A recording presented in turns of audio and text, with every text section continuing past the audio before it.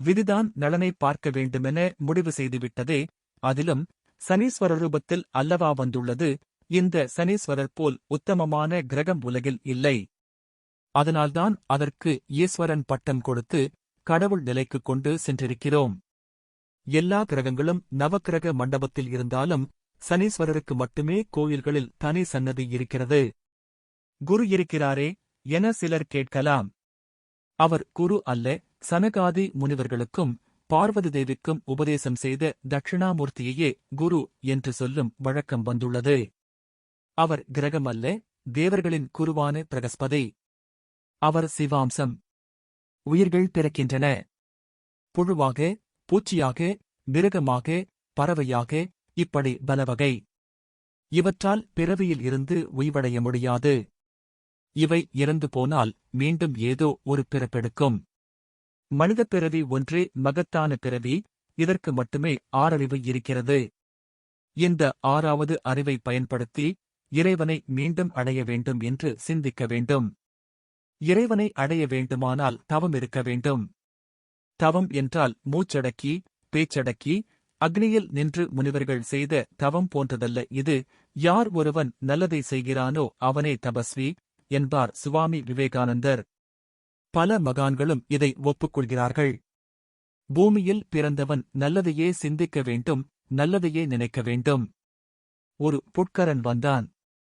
நளனை உசுப்பிவிட்டான். சூதாட அழைத்தான். நளனுக்கு எங்கே புத்தி போயிற்று? ஆண்டவன் கொடுத்த புத்தியை அவன் பயன்படுத்தியிருக்க வேண்டாமா? உனக்கு நாடு வேண்டுமானால் என்னோடு போரிடு. நீ வீரனாக இருந்தால் என்னை வெற்றிக்கொள். நாட்டை எடுத்துக்கொள் என்றல்லவா சொல்லியிருக்க வேண்டும். இதுதானே மன்னனுக்குரிய தர்மம். ஆனால் புத்தி கெட்ட இவனும் சூதாட ஒப்புக்கொண்டான். இப்படி பகுத்தறிவை பயன்படுத்தாத எந்த ஜீவனையும் இறைவன் தண்டித்தே தீருவான். அதற்காக அவன் தன் சார்பில் நியமித்த பிரதிநிதிதான் சனீஸ்வரன். 2 லட்சம் பொன்னையும் தோற்றான் நளன். சூதாட்டம் வெறிபிடித்த ஒரு விளையாட்டு. நகைகள் 2 லட்சத்தை இழந்தாயிற்று. இதோடு எழுந்து போவோம் என்று போயிருக்க வேண்டும். அவன் போகவில்லை. போகவும் முடியாது. ஏனெனில் சூதாட்டத்தில் ஜெயித்தவன் தோற்றவனை ஏளனமாகப் பார்ப்பான். கேவலமாக பேசுவான். இந்த வெறியுடன் தோற்றவன் தன்னிடமுள்ள மற்ற பொருட்களையும் பணயம் வைப்பான். மீண்டும் தோற்று ஒன்றுமில்லாமல் தெருவுக்கு வருவான். நளமகாராஜா புத்தி பேதலித்து கோடி பொன்னை பணயமாக வைத்தான். அவனது கஜானா இருப்பே அவ்வளவுதான். பகடையின் உருளலில் ஒட்டுமொத்தமாக எல்லாவற்றையும் இழந்தான். ஒரு நிமிடத்துக்கு முன்னால் அவன் பேரரசன். இப்போது பிச்சைக்காரன். இந்த லட்சுமி இருக்கிறாளே, இவள் ஓரிடத்தில் நிலைக்க மாட்டாள். அவளுக்கு ஆசலா என்று ஒரு பெயருண்டு. அதாவது ஓடிக்கொண்டே இருப்பவள் என்று பொருள். நேற்றுவரை நளனின் கஜானாவில் தன்னை சிறைப்படுத்திக் கொண்டு கிடந்தவள் இன்று புட்கரன் வீட்டுக்குப் போய்விட்டாள். நல்லவன் ஒருவன் கெட்டப் போகிறான் என்றால் லட்சுமி தாயாரால் தாங்க முடியாது. அவள் கெட்டவன் வீட்டுக்குப் போய்விடுவாள். அப்படியானால்தானே நல்லவன் நல்லவனாக இருப்பான்.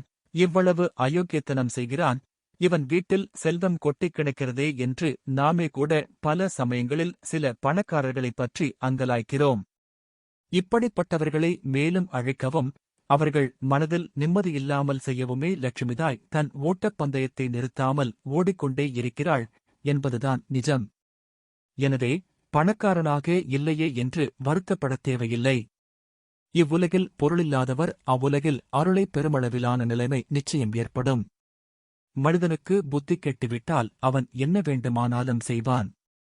புட்கரன் நளனுக்கு ஆசை காட்டினான். தம்பி, பொற்காசுகள் போனால் என்ன? உன்னிடம் தேர்ப்படை, குதிரைப்படை எல்லாம் உள்ளதே. தேர் என்றால் சாதாரண தேரா அது?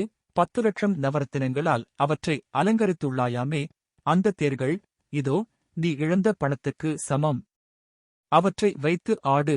ஜெயித்தால் இங்கே இருக்கும் அத்தனையையும் என் பொருட்களையும் சேர்த்து கூட எடுத்துக்கொள் என்றான். சனீஸ்வரனே துணையிருக்கும்போது அவன் என்ன வேண்டுமானாலும் பேசத்தானே செய்வான். அவனுக்கு பொங்குசனி காலம் பேசுகிறான். இதையறியாத நளன் அந்தக் கெட்டவன் சொன்னதை அப்படியே கேட்டான். பகடையை மிக மிக கவனமாகத்தான் உருட்டினான். அதுவும் சரியாகத்தான் உருண்டது. இவன் 4 என்ற எண்ணைச் சொல்லி உருட்ட, ஒரு பக்க பகடையில் 2 புள்ளிகள்.